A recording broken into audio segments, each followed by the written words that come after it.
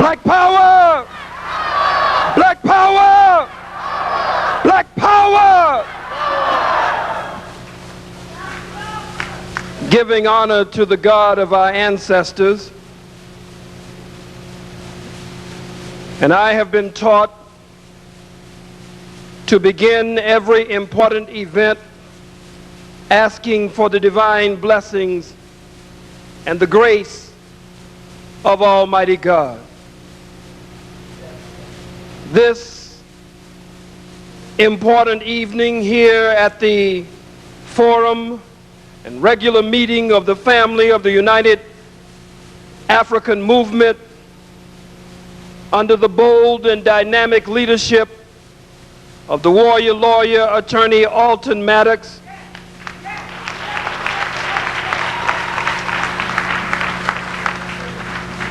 with Dr. Leonard Jeffries present, Dr. Steve Coakley present. I want to, before beginning, ask Mother in the rear and others of the Mzee or the elders, may we proceed with this program. As Mother always say, teach or speak. But according to my heart and my spiritual tradition, I must begin in the name of Allah, who came in the person of Master Farad Muhammad, to whom praise is due forever, for raising up in our midst a divine leader, a divine teacher, and a divine guide in the person of the most honorable Elijah Muhammad, the messenger of Allah.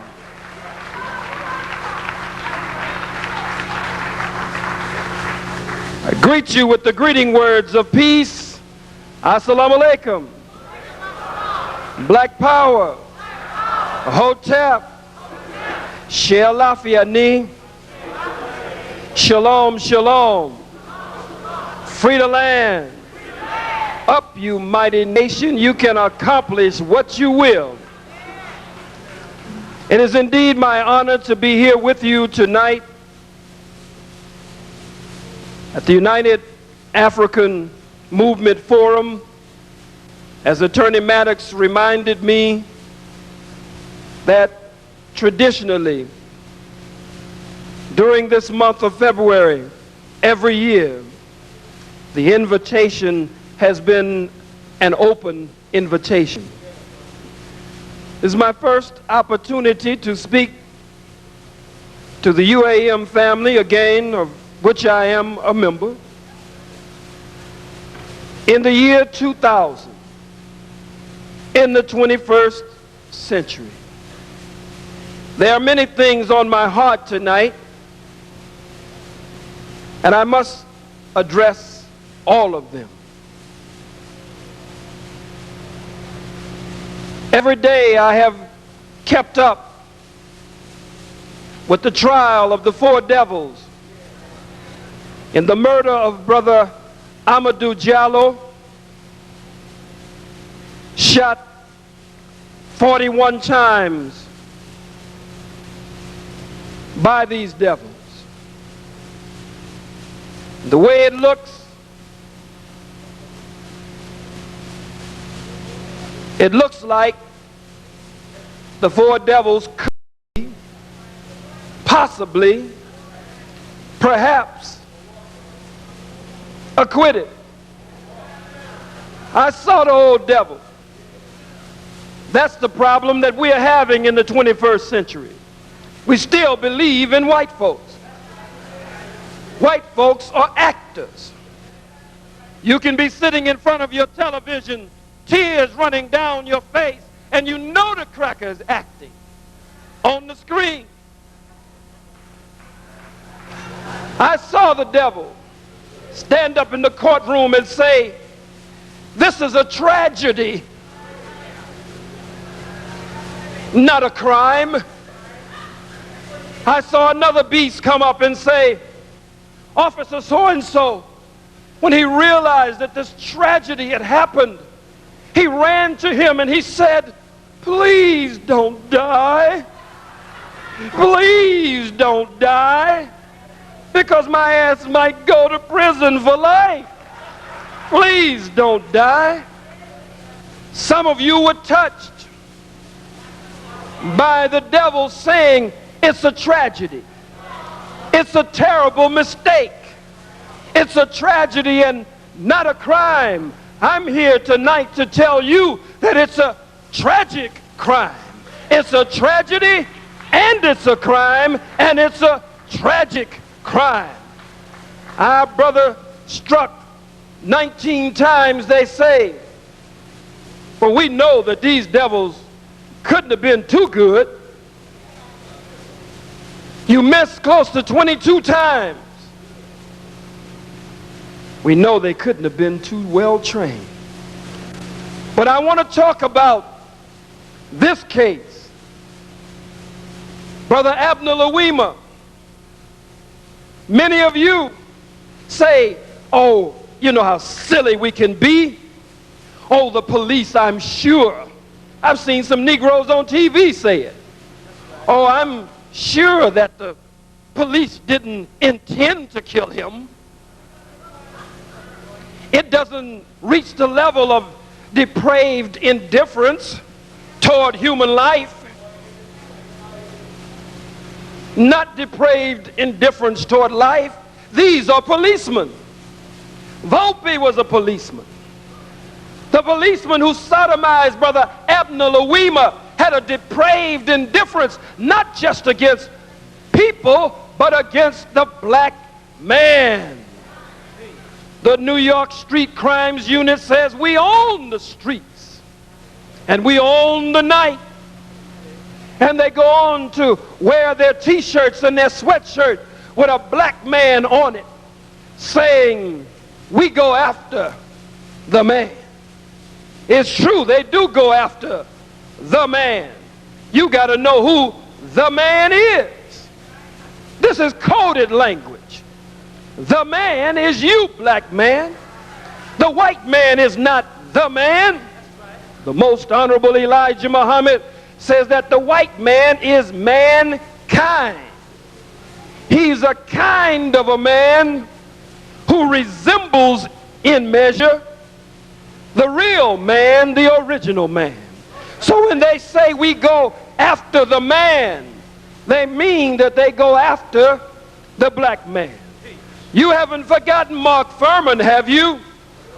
Mark Furman in the O.J. Simpson trial said the policeman is God. He went on to say that there are times when we beat niggers. We beat Mexicans or Chicanos. We beat them until they shit in their pants. We beat them until they puke on themselves. We throw them down the stairs. And if we see a nigger riding in a car with a white woman, we move on that nigger right away. You haven't forgotten these things, have you? Stop letting these Negroes come in front of you. And these Negro preachers telling you that they're good ones. It's just a few rotten apples in the barrel. All of the bastards are rotten. There's not one good, as the Bible says. No, not one.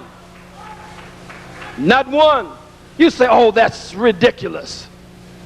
You can't get dropped in a pit of snakes and trying to figure out which one has the venom sac under his tongue. This one is not poison. And that one is not poison. But now that one looks poison. And the very one you think is not poison will be the one to strike you and take your life. We're in the 21st century.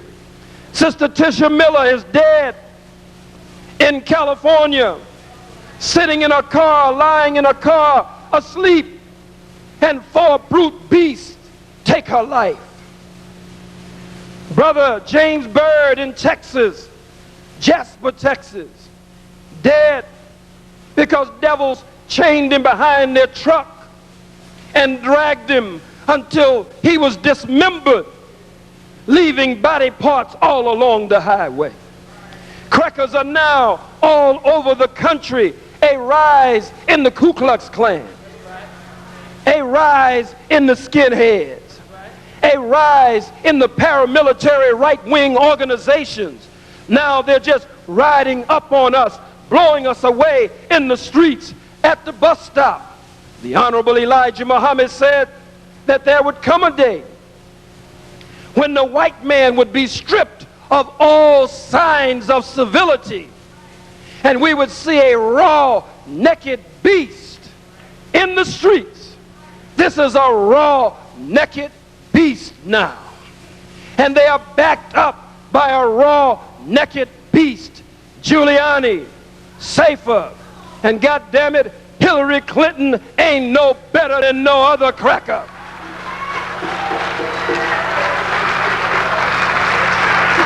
You Negroes should quit it. You Negroes should stop it. Hillary Clinton is one of the biggest whores in Washington, D.C., and one of the biggest liars in Washington, D.C. The only problem with Monica Lewinsky and Bill was that Bill was messing with a woman that she had her eyes on.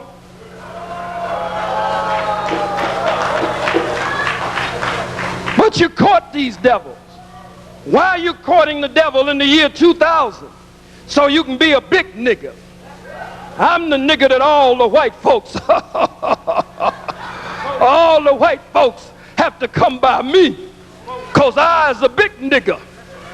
No, you're a little nigga, and in the 21st century, you shouldn't be a nigga at all. Stop playing games with the lives of our people just so you can poot in a seat in the Senate chamber, or poot in a seat in the mayor's office, or just poot anywhere, just glad to be rubbed on the head by the peckerwood.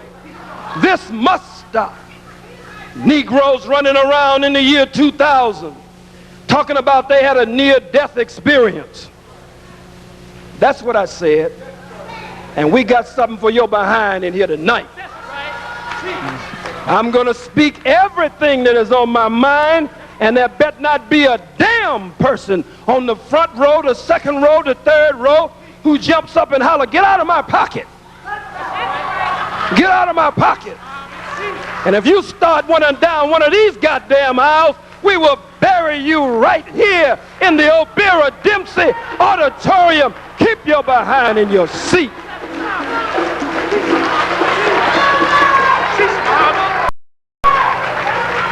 In fact about it, you better not even say pocket.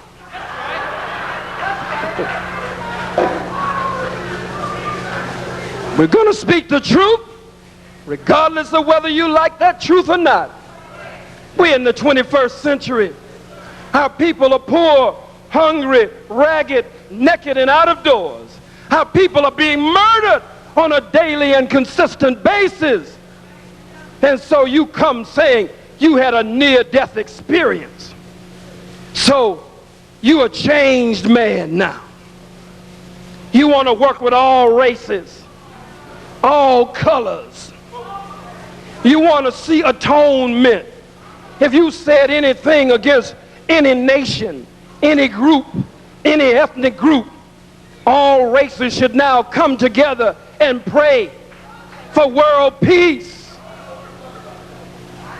Pray for world peace with the devil. The Honorable Elijah Muhammad taught us that not only is the white man a devil, but what? He is the devil. You mean you wait till we get to the year 2000 to start sweethearting with the devil? The Holy Quran says Allah will give you a devil for a companion, and that devil will lead you step by step to the chastisement of the burning flame. In his great and illuminating book, Message to the Black Man in America, the Most Honorable Elijah Muhammad taught us that the white man was the devil yesterday, he's the devil today, and he'll be the devil tomorrow. That his nature won't allow him to be anything but the devil. The white man hasn't changed, you've changed. Well, it might be a strategy. You mean you will lie to our people for some cheap strategy, you will tell our people that the white man is your friend, that he's your brother, just for some cheap strategy? Many of our people across the country are almost to lose their minds hearing such wickedness coming from your mouth. The most honorable Elijah Muhammad taught us for 44 long years that separation is the best and only solution. The best and only solution. Tisha Miller, Brother Bird, Brother Amadou, Brother Louima, the countless others, shot 22 times. William Gavin, Jerry Lee Amy, shot 39 times. Eleanor Bumpers shot Jerry Lee Amy. He's over 6 feet tall. The coroner's report, we have the pictures, bullet holes all on his shoulder. What does that mean? Doesn't mean that the cracker got on a step ladder and shot down. It means, like Brother Amadou Diallo, they shot him while he was standing, shot him as he was falling, and kept shooting him even after he was on the ground, because they were getting rid of a nigger. And you want to integrate with this beast. All of the speakers who have come, all of the books that's out there, all of the great teachers who have come to us, and you are like the scripture says, the dog returns to his own vomit. The sow, once clean, returns to the mud. Like a dog returning to his own vomit, God Almighty has blessed us to heave up a lot of the filth, the indecency, and the foolishness of wanting to integrate with the white man. And now you turn and lick up that which you have been blessed to heave up. And like a sow clean, you now go back to the mud to wallow in the mud. In the name of universal brotherhood, understand they're bringing Wallace Muhammad to this year's Savior's Day. One of the biggest hypocrites ever to come up among black people in the history of the black nation. If you're with Wallace Muhammad and you don't like what I'm saying, it's best for you to get up and tip on out. We're not going to allow you to stand up and interrupt this meeting. We will remove you from the meeting. So if this bothers you, just get up and leave, because we're going to speak the truth here. Wallace Muhammad destroyed the work of the Honorable Elijah Muhammad. He said when he spoke in Atlanta, Georgia, that if America is attacked by a Muslim nation or an African nation, that he would fight on the side of America. I'm not lying on him. They even printed the transcript in some back issue of the AM Journal. He went on to say that I'm not going to leave and go against my government, meaning America, for some foreign government, meaning Africa. This is a sick Negro. He brought in the American flag.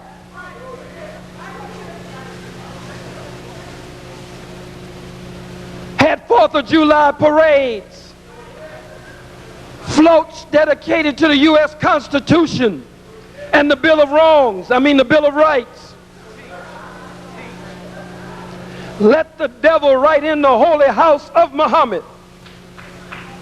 The Bible speaks of the desecration and the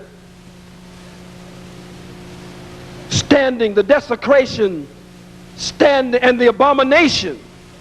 Brain computer kicked it out. The desecration and the abomination standing in the holy place. Another scripture speaks of damnable heresies that crept in among the righteous.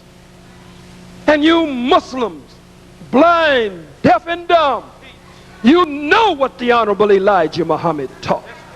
You know he did not teach you to integrate with the devil. And you know that he never told you to make the devil your friend and claim that you love the devil. We want freedom and independence. Not just no justice, no peace. Come on. Is that all we want? Is just a white man to treat us better? If you would shoot us 31 times, it'd be a little better, boss. Or 21 times, I wouldn't be so mad. But 41 times is an outrage. 11 times, boss. 1 time is too much.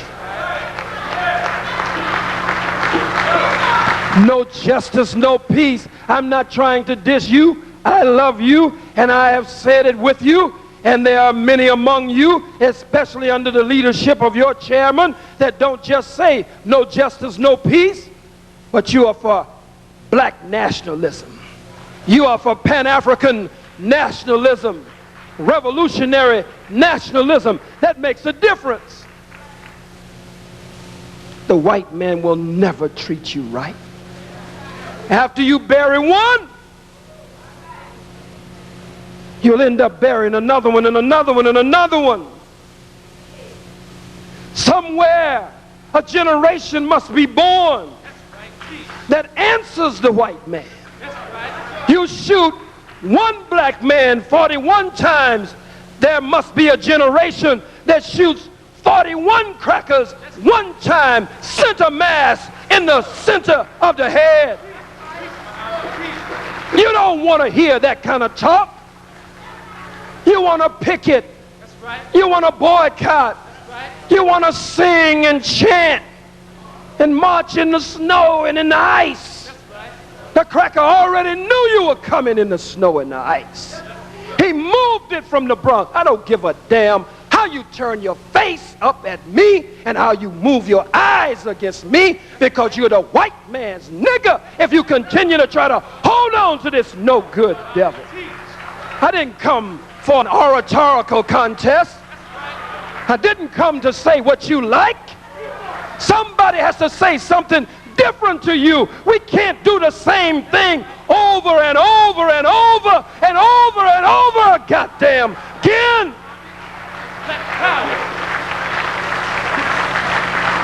When do you stand up? When?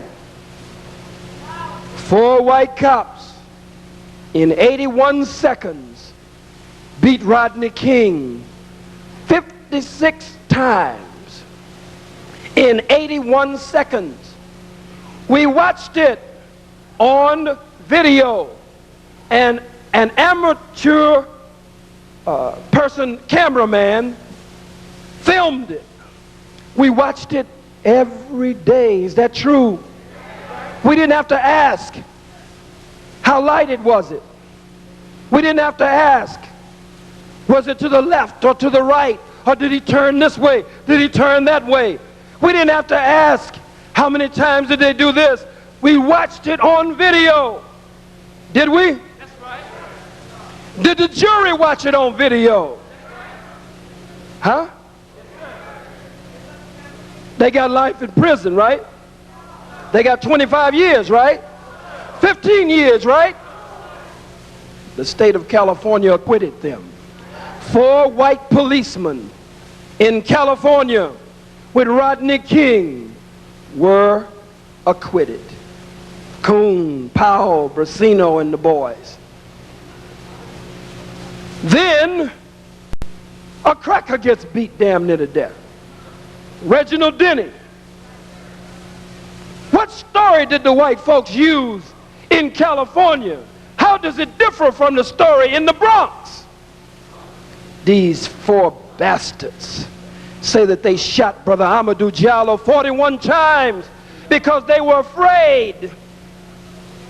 We were afraid. You don't know how afraid the policemen are. We were afraid for our lives. He had a wallet in his hand. We thought it was a gun, they say. We don't even know if he had the wallet in his hand. The bastards probably took the wallet out of the brother's pocket and laid the wallet wherever they wanted it to be laid. Mark Furman, don't forget him. Mark Furman told you that the policemen always lie and change the circumstances. Huh? They change the report in their favor. Someone says outside the window, they heard them say, oh, shh. This is what we're going to have to say. This is what we're going to say. Some Negro gets on the stand. I believe it was today. Negro woman. Was she a Negro woman? Is that true? And say she heard him say, gun. Was that a black woman? How many saw it? Was it a black woman? I didn't see it. I'm hearing the report. That's what's wrong with you.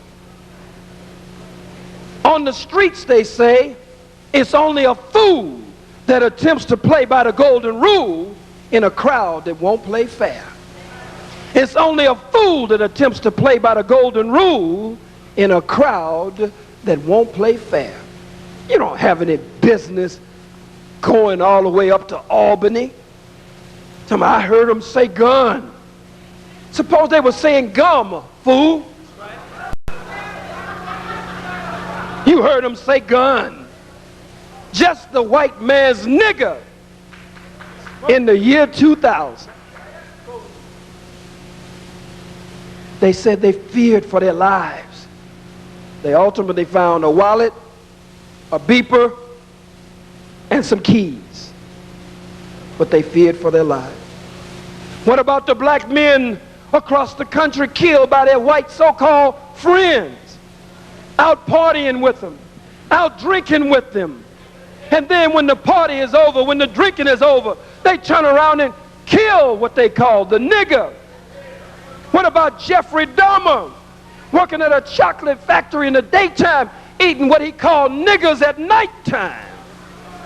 Nigger nuggets at nighttime.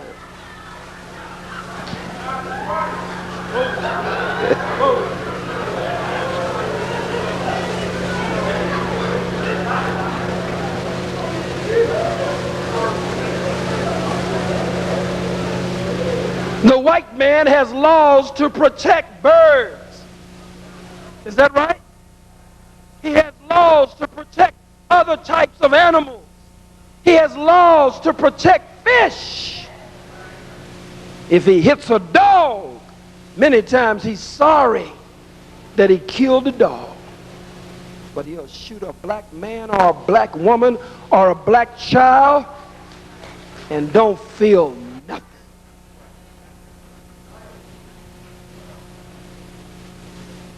Four black men beat the hell out of Reginald Denny. Bust him in the head with a brick. I was happy. You had just beat up Brother Rodney King. 4 white cops over the black man. So God put 4 black over a white man. Came through in that big truck, sticking his finger out the window because the 4 white cops had just got off, had just been acquitted, found not guilty. Black people weren't mean. The black people weren't racist. The black people feared for their lives. Cracker come through there in a big old damn truck, riding down the street, right through the black neighborhood, honking his horn and doing the finger out the window. They say they thought Rodney King was on PCP. Black people in the black community, when Reginald Denny came through, the white boy, they thought he was on that PCP. They thought this cracker's got to be crazy, coming through here doing this. So it says they took him from the truck. They showed on some video them hit him in the head with a brick or something. They say Rodney King, they kept beating him 56 times in 81 seconds because he wouldn't lie down. And they were afraid. He kept getting up, and they thought he was on that PCP. The brothers didn't just viciously beat the white boy Reginald Denny.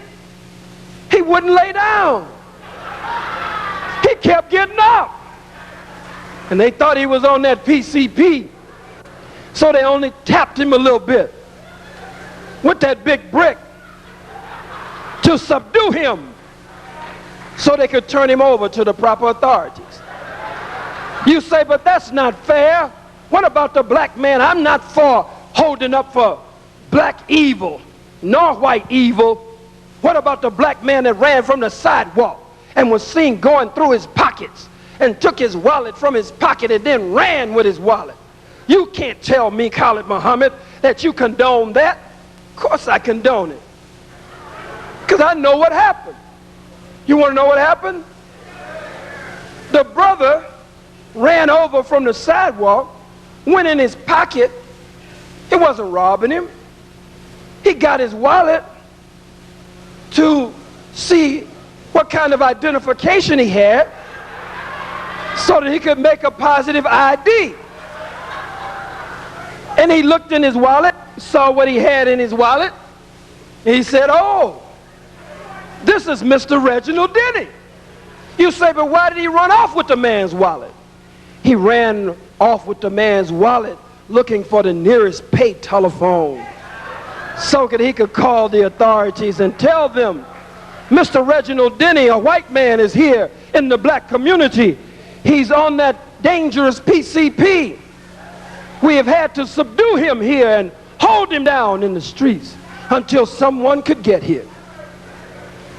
Look at me like that. I don't give a damn about you looking at me like that. You will never stop the white man from killing you until you start killing some white folks. You will never stop the white man from beating you until you start beating some white folks. Killing them in self-defense. Beating them in self-defense. Self-defense. Self-defense. Oh, I know what to say, cracker. Raise up off of me. I know what to say. I knew what I was saying at the Million Youth March, where some of you Toms got mad with me. Self-defense. Caskets must roll in the white community as they roll in our community.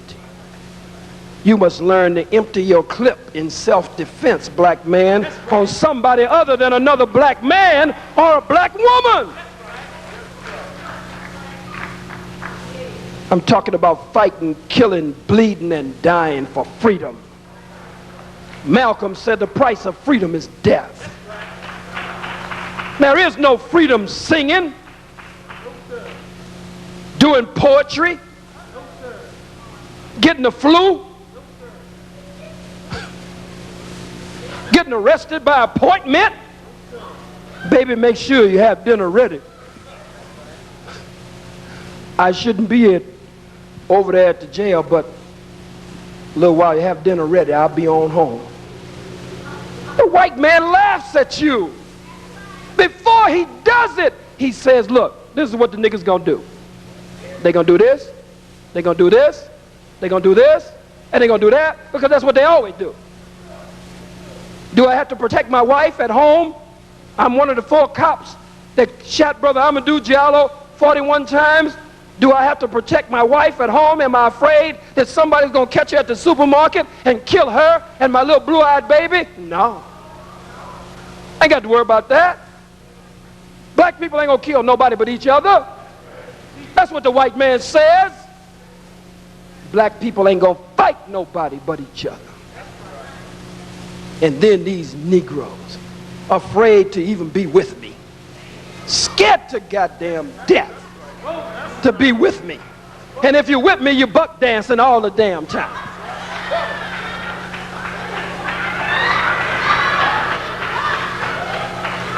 Everything you have heard that the white man said against me or charged me with, you got your fat behind out there buck dancing. I'm here. Ours is here. But I'm not against whites. I'm here. But I ain't against gays. I'm here. But I ain't against Jews. I'm here. I ain't against nobody. That's pitiful in the year 2000. That's right. That's absolutely pitiful. That's right. It's pitiful. What about freedom and independence? Have you considered freedom and independence? Have you considered a nation of your own? You say that's hard. The white man is not going to just give us a nation. He ain't going to give you no justice either. Volpe going to prison is not justice. The devils who killed James Byrd in Jasper, Texas, that's not justice. Justice is an eye for an eye and a tooth for a tooth and a limb for a limb and a life for a life. That's justice. Look at this beast in Las Vegas. Our little baby, 7 years old, little sister Sharice, little baby at the arcade there. She goes in, the beast goes in behind her and molests her and then kills our little 7-year-old baby.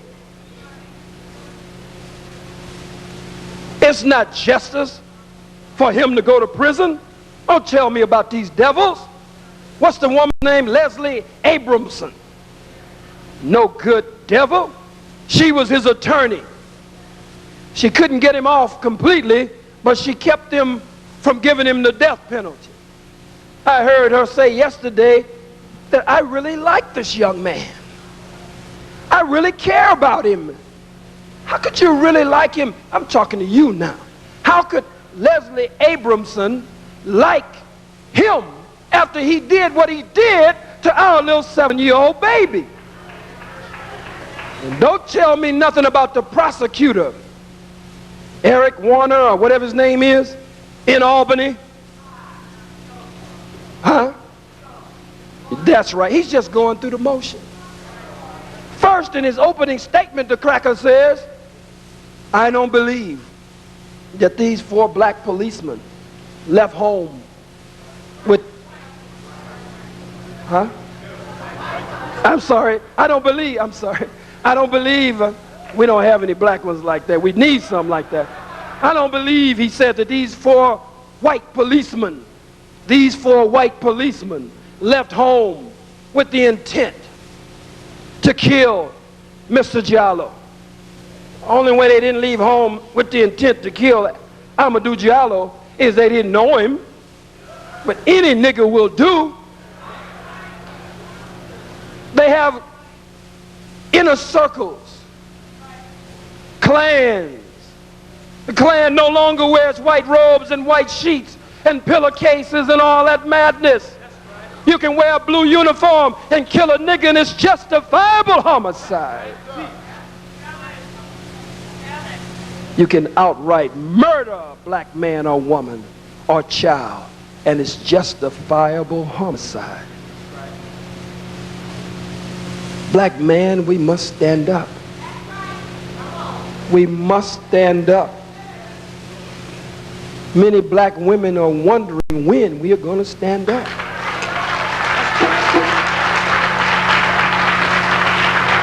This Barnum and Bailey circus has to end.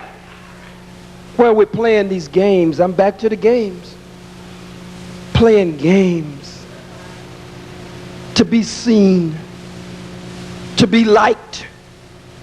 All kind of devils now crawling out of the woodwork, backing you up now. This devil coming, that devil coming. Let me tell you, if you are really for the liberation of your people, devils ain't gonna come out of the woodwork backing you up. I don't give a damn what you say.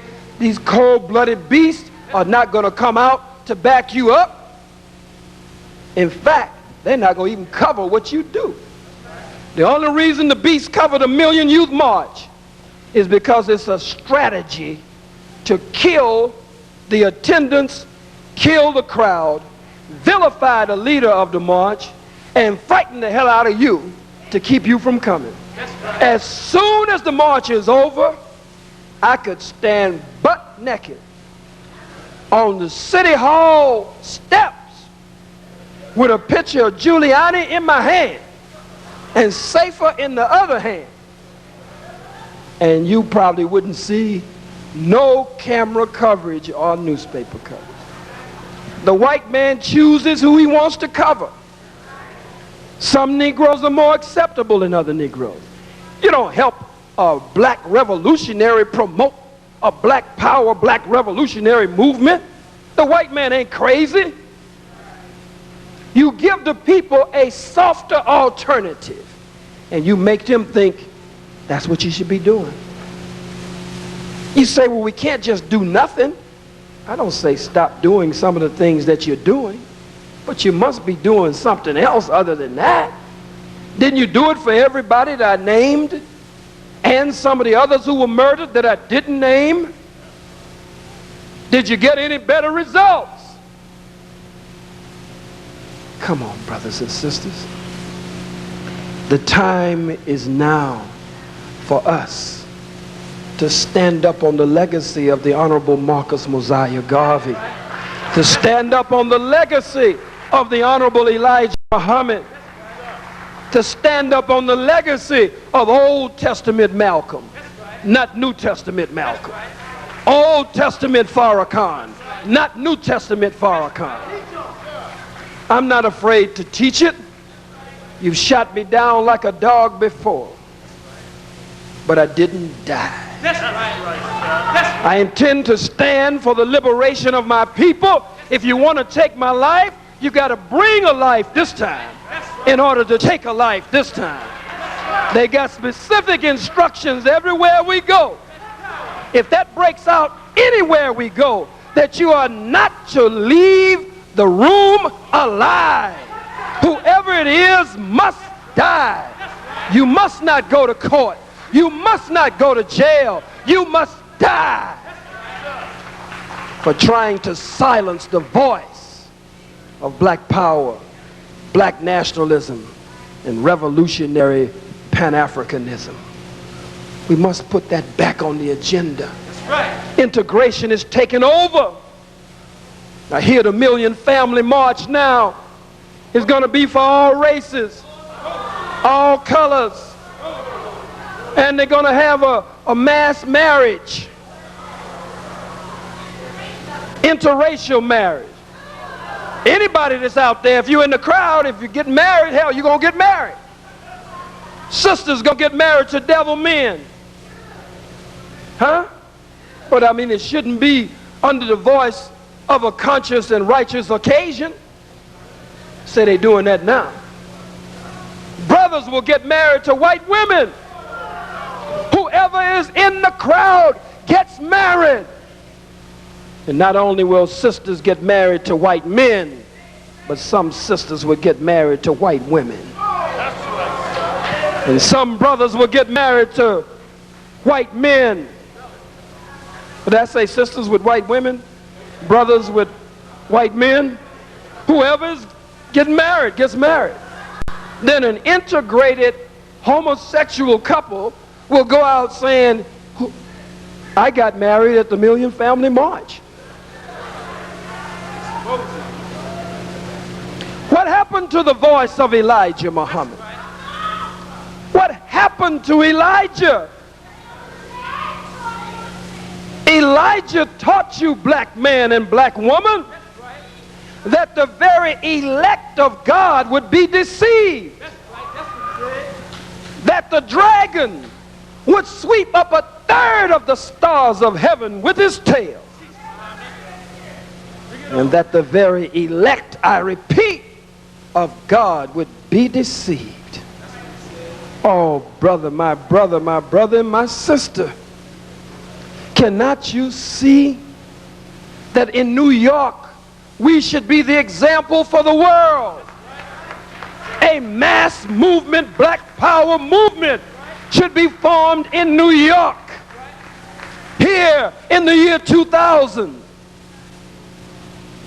Poor blessed Sister Kadiatu Jallo. I looked at her and cried, not just because of the loss of her son, but I looked at that blessed, beloved mother, and I almost cried because, and on another occasion the tears did come, because I heard her say how much she believes in the justice system of white America, and how Brother Amadou dreamed of America and had hopes in America. He loved America. The white man is the devil, brothers and sisters. That's not rhetoric. That's 100% right and exact. He is the devil. He cannot change, and he can only deceive you and take you down with him. Come on, brothers and sisters. This book, if you're a Christian, this book, and I got a white one, this book warns you that Satan, the devil, like a roving lion, goes to and fro, seeking whom he can devour. It talks about the deception of the serpent, of the snake. All of this is talking about him. It talks about a people blessed that are certainly black, but the scripture talks of them under a hidden symbolism that they are deaf, dumb, and blind, robbed of a knowledge of self, hard to lead in the right direction and easy to lead in the wrong direction. The prophecies are being fulfilled right before your eyes, brothers and sisters, and you won't stand up. And the babies that you have produced, black woman and black man, are just as dead as you are. And certainly maybe not any of you who are here. Maybe that's the ones who didn't come. None of you here, maybe. But look at the generation. Rappers who could raise the youth up overnight. If you can make them turn their caps around backwards, if you can make them wear their pants down to hear that it shows the crack of their private parts, if you can make them look sloppy, if you can make them talk filthy and low down and degenerate, if you can make them disrespecters of the black woman, if you can make them talk about the murder and the killing of another black man or another black woman, and by the same token, you can make them respectable and decent and upright. Listen to your lyrics. You talking about die, nigga, die, nigga, die, nigga, die. How come you can't say a white woman, the real bitch or bitch in your music? Because you scared of the white man. And the rest of you, I ain't running no rappers out, am I? I don't want the rappers to run from the truth. I want them to run to the truth. Brother Divine, our brother didn't come, did he? Okay. Well, I want to handle him a certain way, but I want to teach the truth when he's here. We were expecting a couple of brothers here tonight, a couple of rappers and sisters, brothers, whatever. Everybody. You go to church, the preacher is a mealy-mouthed, milk-toast fella. You don't teach that Jesus was a revolutionary. You don't teach that Jesus was a black revolutionary. You don't teach that Jesus is coming back with 10,000s of the saints of the Most High to make war with the beast. But it's in your Bible, but you don't teach it. You don't teach that America is the modern Babylon, and that Babylon is fallen. She has become the habitation of devils, the hole of every foul spirit, and the cage of every unclean and hateful bird. The preacher has fallen down on his duty. The rapper has fallen down on his duty and her duty. The teacher is afraid. Sister shouldn't have to worry in her classroom that she's bringing someone to the classroom. That's what the classroom is for. The classroom is for being exposed to different ideas, different philosophies, and different doctrines, and exploring them, studying them, and then coming to, after careful, critical analysis, coming to some reasonable and intelligent decision. But you must be exposed to those doctrines, those philosophies. The teachers, many have fallen down. Principals are scared to death. Don't be a chancellor or president of a university and you're a Negro. Black schools, they used to have a t-shirt say the blacker the college, the sweeter the knowledge. No, not true. Most black students have to fight with their black president and the black faculty of Negro institutions just to have black studies on campus.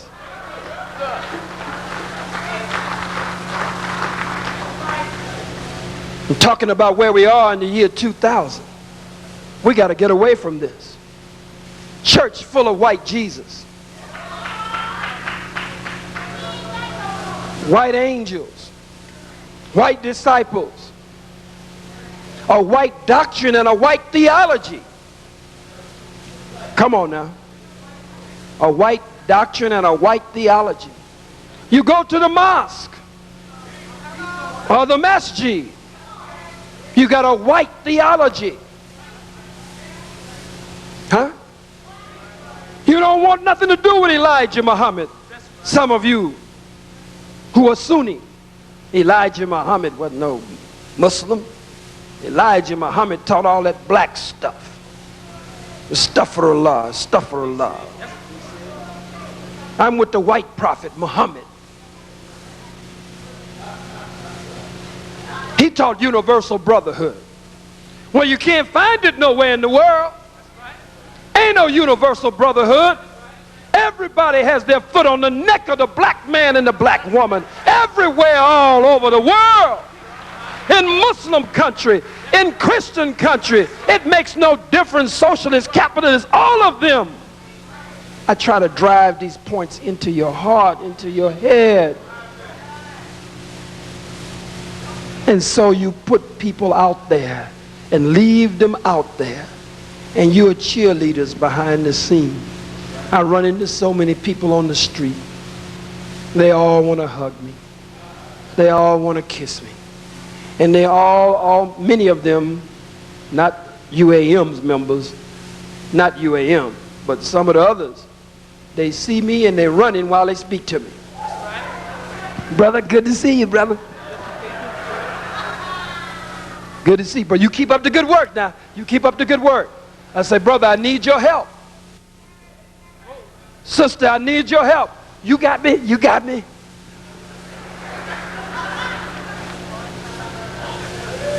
This is the year 2000, we think.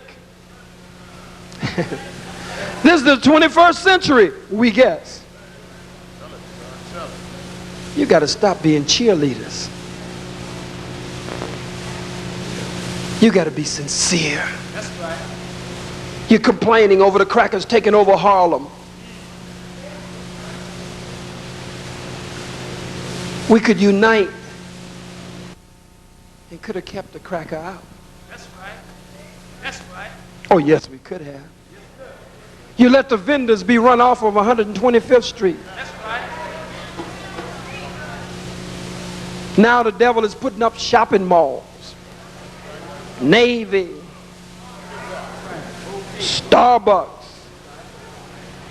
huh? Pathmark, this kind of devil, that kind of devil, Mac Devils.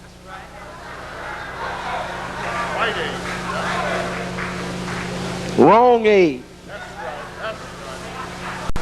Come on. We've had too many teachers in New York. Uncompromising teachers. Carlos Cook.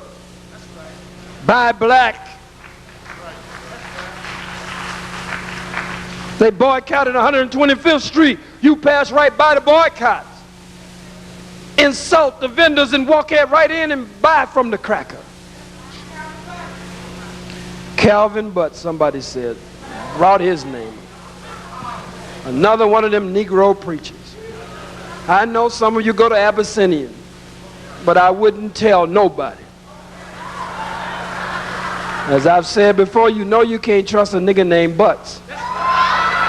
You know you can't trust a nigga named Butts. That's right. My name was Butts, I would have changed my name a long time ago. And you're the pastor of Abyssinian, why not have an African name? Huh? You still good fella Willie nigga in the year 2000. Why am I on Calvin Butts? Because he's always buck dancing and selling out and double crossing. He brought Farrakhan in for the Million Youth March, had him at the church. Then the next few weeks, he was criticizing Farrakhan because the white folks must have got on the nigga. He called Giuliani a racist, and all of you act like that was great. He called him a racist. So what? Then he turned around and apologized and hugged the beast. These buck dancing niggas. These niggas, plantation niggas. Call him a racist, which wasn't really too bad. You could have let that stand. Wasn't too bad. Call him a racist and then turn around and hug him. And the old devil pat the nigga on the head. Say, you a good nigga. You my nigga, Calvin. Now you going on back to Abyssinian, boy. And I don't want no more trouble out of you, Calvin. No, sir. But can I get a little bit more on my stove? I want to set up a little housing, boss. Can I get a little something for that? You behave yourself, Calvin. Oh, Floyd Flake, all them niggas. Don't the whole Congressional Black Caucus, when they brought up Sister Assata Shakur being extradited back here from Cuba, these Negroes, Brother Babatunde and Sister Naya Arinde and Brother Herman Ferguson with Nation Time and Sister Viola Plummer and Brother Omar Wally and others with the December 12th movement, they exposed them Negroes in the Congressional Black Caucus who voted against Assata or didn't vote at all. Even had a Negro that used to be a Panther. That's right. Negro named Bobby Rush. Congressman Bobby Rush in the same city, Chicago, where Fred Hampton and Mark Clark was. That's right. Murdered by this beast. That's right. And Bobby Rush didn't even vote for Assata Shakur. Right. Come on, brothers and sisters. I'm almost finished. I'm almost finished. But we are deaf, dumb, and blind. The Honorable Elijah Muhammad said we should accept nothing less than a nation of our own and some of this land, that some of this good earth that we can call our own. Free the land, he says. Free the land. Some of you don't even want to think of having a nation of your own anymore. Death row full of us. Penitentiaries full of us. Mumia, Shaka Sankofa, Fred Hampton Jr., not all. There are others spread throughout the jails and prisons. Sundiata, Mutulu, Sekou, Eddie Conway, Ruchell McGee. I'm saving him for last. Ruchell McGee. I'm running all over the country. I'm saving him for last. That's right here, and that's personal. Because I got to answer a few of you silly ones in the audience, so I got to bring up Patrice Peterson. All over the country, our political prisoners are there, locked down, some on death row. And now we get to the Million Youth March. and Patrice Peterson. Some of you silly Negroes, some of you who are here, silly Negroes running around, and some of you standing up scared to talk about me openly. Some were bold enough to call my name. Others, these nigger preachers, will beat around the bush. Some people who ought to be involved that ain't involved. We involved and we doing this and we doing that. But some of the ones who really ought to be involved ain't involved. You don't know the story. Do you want to know the story? When Patrice Peterson, who is very definitely a political prisoner, when Patrice Peterson, who is very definitely one who showed great courage in standing up against those beasts at the Million Youth March on Malcolm X Boulevard in 1998.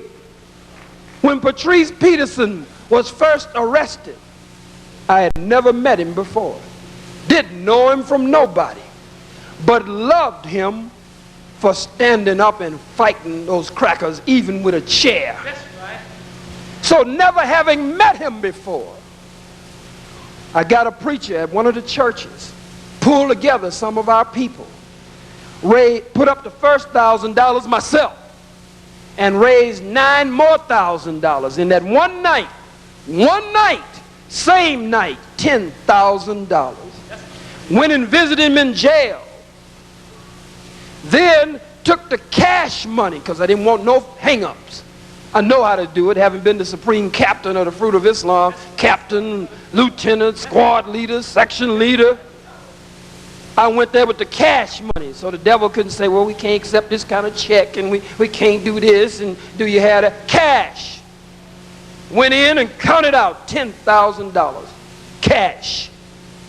Waited for him, no matter how long it took, how many hours. Waited for him myself, so that I could walk him out of that door myself. Walked him out of the door. Then took him and his lady to dinner. And then we started planning different strategies. Then went and got 3 lawyers free for one Patrice Peterson. 3 lawyers.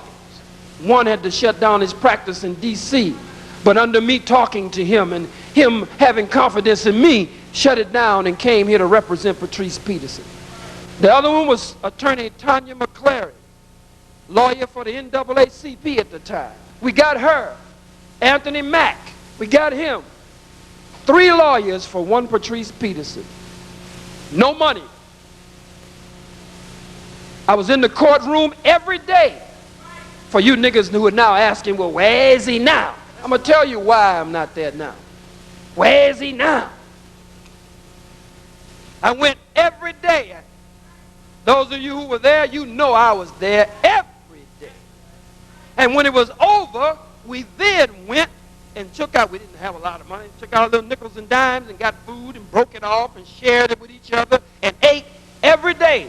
Me and the 3 lawyers tried to get Patrice Peterson to come with us every day to work on his own case. Right. He never had time. Sometimes we stayed up until 2 and 3 o'clock in the morning working on his case. I don't mean sometime, I mean every day was a late day, because we were up working on the case every evening, every night. One of the lawyers lived way in New Jersey. Another one lived, as I said, in D.C. Another one lived somewhere else, holding them together, staying on them, sitting directly in front of the witness. Some people say that every witness that got up there that I would write a little card and tell them what to say. They ask them a question, I'd write no. That's what they say I did.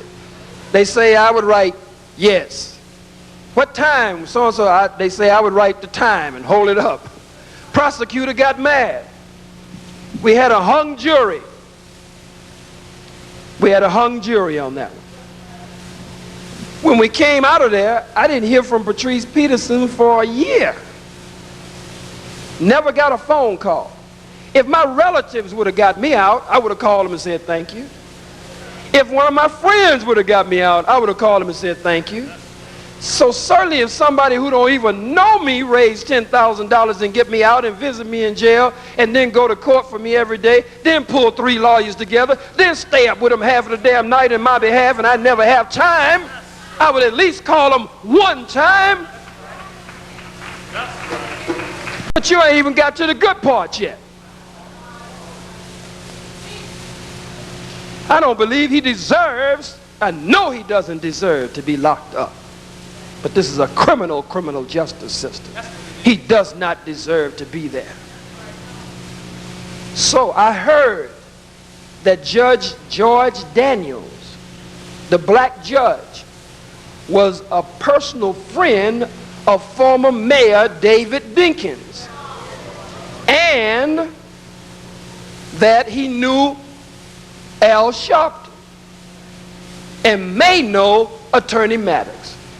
So then Brother Patrice had been found guilty by the jury, predominantly white.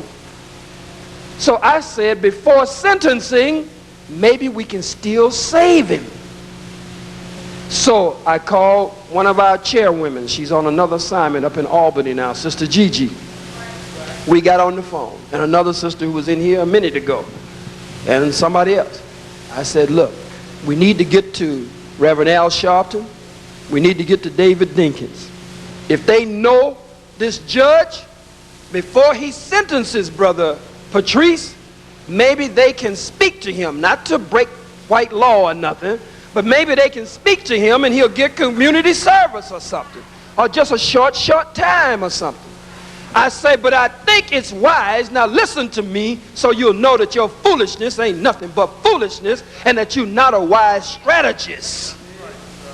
I said, Dinkins ain't gonna do nothing with me, and Sharpton is scared of me, to be around me in front of too many white folks. As I said, without buck dancing or denying, and I never done Sharpton like that. Never. I never say I can stand with Reverend Sharpton. I never say that and then make apologies. I can stand with him, but I'm not for wearing wires. I'm not for being an undercover police. I'm not for being a snitch. I never say that because I can't prove that. And that's my brother. And if he did that, I believe that he's done enough good to exonerate him from that. So I support him where I can. But it would be wrong for me to stand with him every time I'm on a program, and because I know that it is sad that he did all of those things, for me to always say, I'm with Reverend Sharpton, but I don't wear no wire. I'm with Reverend Sharpton, but I ain't never worked with the police. I'm with Reverend Sharpton, but I ain't never been undercover. I don't do that. So don't stand up and say, I'm with Khallid, but I'm not against whites. I'm not against gays. I'm not against. God damn it, if you got to do all of that, sit your ass down and don't come up on the goddamn stage. Don't even stand with me. If you got to buck dance every goddamn time you stand.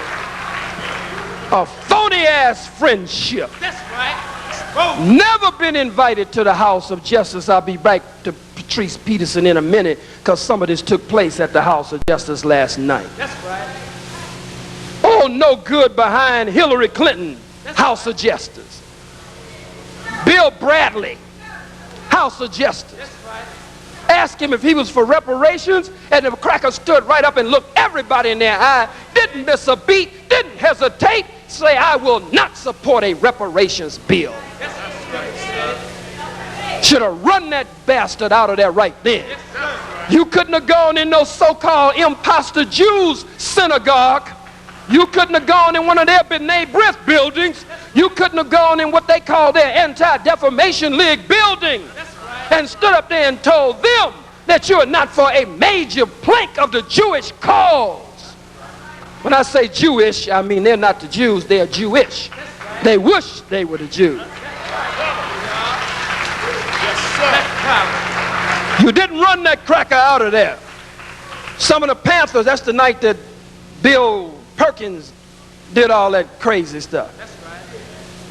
Bradley came out and the youth bum rushed him to ask him questions. The cracker ran to his limousine or his car and got away.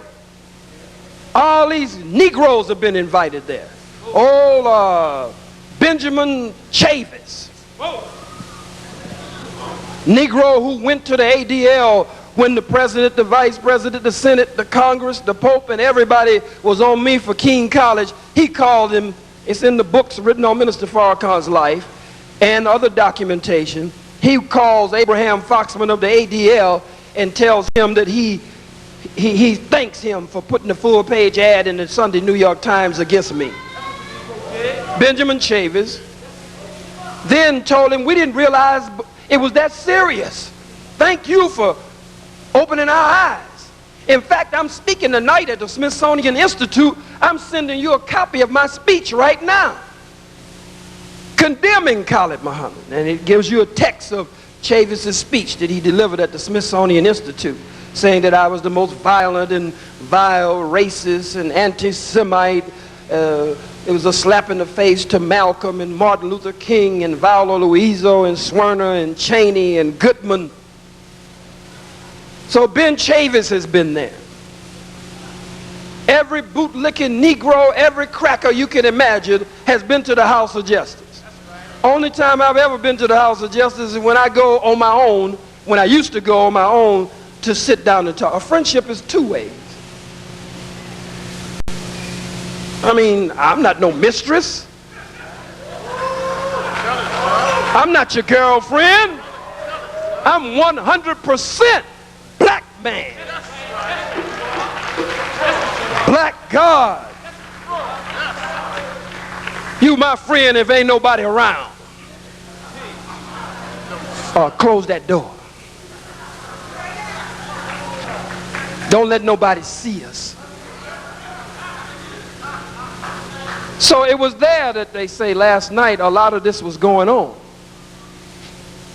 So I said, look, I said, if Dinkins is going to help, brother, I want Brother Patrice free, on the ground, out of that devil's dungeon, out of his clutches. I ain't got no ego involved in that. I said, it's best for me to hide in the background. Sister Gigi, call Reverend Sharpton. Sister Gigi, see if Reverend Sharpton will give you the number to David Dinkins, or if he'll talk to Dinkins for you. And go and talk to Attorney Maddox and see if he'll talk to Dinkins for you. And if they will talk to the judge and see if the judge will cut brother some slack. But I say, I know Sharpton ain't gonna work beside me, so I need to stay out of the way so it'll be easy for them to work. I said, I know Dinkins won't do it. It'll be easier for them to work if I'm out of the way. I know the judge ain't gonna do nothing, because he's a nigger also. And I know he ain't gonna do nothing, so I'll stay out of the way. So maybe these Negroes plus Attorney Maddox. I didn't say he was a Negro. That's the Negroes in one category and Attorney Maddox in a totally different category. And that ain't, hey, and that ain't because I'm here. I have come here where I had heard things come out of here and dealt with them straight from your podium and your rostrum. But Alton Maddox does not go in the category with Sharpton and Dinkins by no stretch of the imagination. I'm letting you know that I ain't buck dancing for you. If I felt he did, goddamn it, I'd stand right in your face and tell you and collect the money you paying me after it's over. And if you wanted to keep it, I'd tell you, keep your goddamn money. Now, so that's why you haven't seen a man who was there every day the last time and walking the streets blocks and blocks to find some place where we could sit down, because they at the NAACP office was trying to put us out. They didn't want Tanya bringing us in there working on Patrice's case. We'd have to sneak in there sometime. We had to try to find another place something. This was every day we did this. So that's why you haven't seen me. Give me the benefit of the doubt. That's right. Don't run your mouth on me. Then running around making people think you bad. I'm going to tell him tomorrow night. Khallid should be here. He's the one that's over the march. Why ain't he here for Patrice? I'm there for him by being absent this time. That's how I'm there. We say, well, ain't he a Panther? Brother Patrice Peterson is not a member of the new Black Panther Party for self-defense. He said he wanted to be a member, and he never showed up. And when he did show up, these brothers were all, and sisters, these sisters and brothers were working, building chapters all over. And he got angry and took his patch and ripped it off his uniform. How many in this room know that are Panthers know I'm telling the truth? Put your fist in the air if you know I'm telling the truth. If you're on the stage here. Ripped his patch off of his uniform. But we don't care about that. We're trying to get him free. That's right. But don't you talk something you don't know. Right. He's welcome to be a Panther. He needs some discipline in his life. Right. And he seems to love me and respect me and look up to me. I'm one of the few people that can halfway kind of reason with him, and I love him. But I ain't for no foolishness.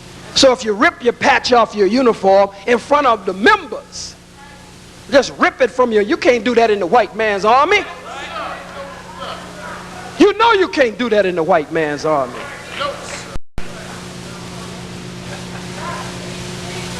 So all of this is what you didn't know. We must build our own banks, schools, restaurants, factories, industry, textile mills. We must form an African United Front, and we must arm ourselves for self-defense. We must do what? Arm ourselves for self-defense. For self-defense. I'm not talking about going out just killing white folks indiscriminately. I'm talking about defending ourselves. We must arm ourselves for self-defense and learn how to handle those weapons. That's right. Those are the few things that I wanted to share with you here tonight.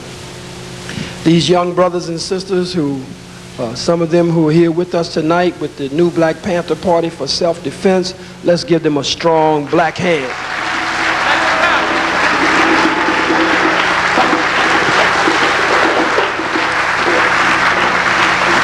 I'm closing out now. They come to help. They come to help wherever they go. And if you accept them, if they make the decision, the different chairmen and chairwomen of the different chapters, that they are coming to your event, they come simply to help. And if you welcome them and they've made the decision to be there, they will help you. If you don't want them there, just let them know. That's right. And they will leave. That's right. We won't get angry with you or anything. And we have some members that go between the party, Panther Party, and other organizations. We don't stop them from doing that. We let you make up your mind naturally the way you want to. I thank Brother Alton Maddox and my family here at the United African Movement. I guess I've hit on just about everybody that I thought needed to be hit on. Huh? Oh, Jesse Jackson, he's just, Jesse Jackson, ain't nothing to say about Jesse. Nothing to say. Huh? Yeah, they ready for me to go. So brothers and sisters, I wanted to take at least one or two questions, so I'll stop at this point as I thank you for being as attentive as you have been. Black power! Black power! Black power! Black power! Is there one question or two? If not, we'll close it out right here. We don't have time. We don't have time. Oh, yes, ma'am.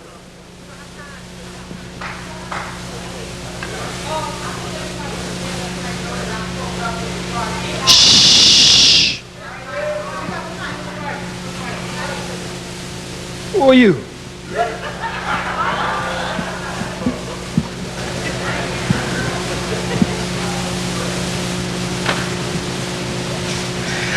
I think everybody that was out last night know that I spoke up for Brother Peterson last night, and I called my brother's name right here.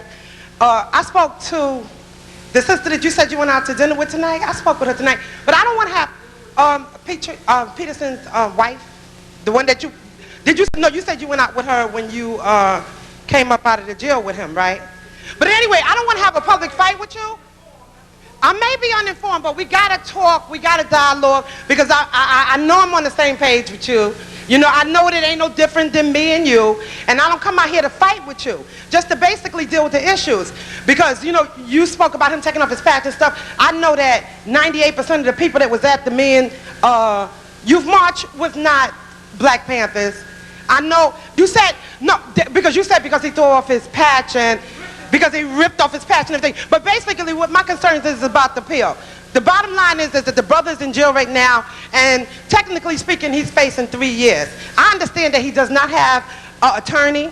I understand that it costs thousands and thousands of dollars to deal with this appeal. I understand from his mate that you have not came to her and talked to her and addressed her concerns in regard to the appeal and how her man is getting out of jail. And that's the issue that I was dealing with. Okay, well, that means you don't know what the hell you're talking about. You don't know what the hell you're talking about. I've got to say it. Well, you stood up here and said it, so I'm going to deal with it here and after it's over with you if you choose. Sister, you had no business going into Al Sharpton's house and raising my name in a negative way and don't know what the hell you're talking about. I should be behind the scenes. If you're not a fool, you understand why I'm behind the scenes. If the judge is black and the judge may be able to do something and Deacons is his personal friend, Khallid Muhammad should move back behind the scenes. You silly as hell. Sit down. Silly as hell. That's silly as hell. How many don't see that that's a wise strategy for me not to be jumping out there in front of the judge, profiling so I can be seen? Shh. Hold 1 second. Hold 1 second. Hold 1 second. Hold 1 second. How many of you understand that if Deacons has to talk to this black judge, I shouldn't be there? I have never heard Deacons say one good thing about me. So it's better, sister, the only way to help him is to get to the judge now. He's been convicted, he's been sentenced. Before he was sentenced, we tried to get to the judge. Now we're trying to get to the judge. I shouldn't be involved in that process. I'm the one who got him out to begin with, had 3 lawyers for him. I didn't hear you say nothing about that. What do you mean where he is right now? This is family. Wait, this is family. It's all right for it to go like this. Hell, you can't have a tippy-toe meeting every time. God damn it, if you're that interested in getting him out, you get him out. If you're that interested in getting him out, you do what I did the first time. You go get him a lawyer. I got him 3. You get him 1. You're not that damn interested in Patrice Peterson. Stop lying. I love you, brother, and I want you to close out for me.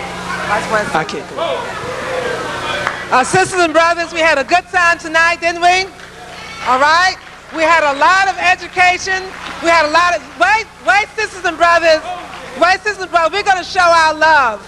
We're going to show our love for our guests. Let's have it for Dr. Khallid Abdul Muhammad.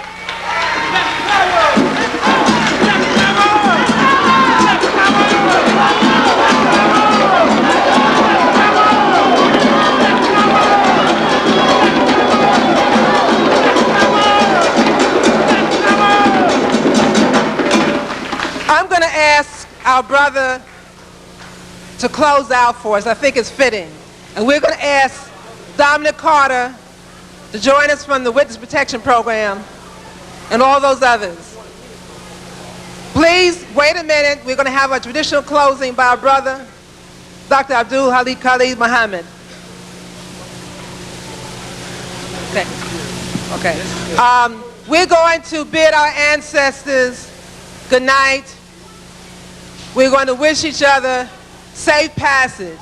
And let us always remember, we are an African people, stolen from our homeland, robbed of our history, robbed of our language, robbed of our religion, robbed of our entire culture, robbed of our womanhood, our manhood, our selfhood, and our self-respect. But we're all going to rise. Never to fall again. Up, ye mighty, beautiful race. We can accomplish what we will. No justice, no peace.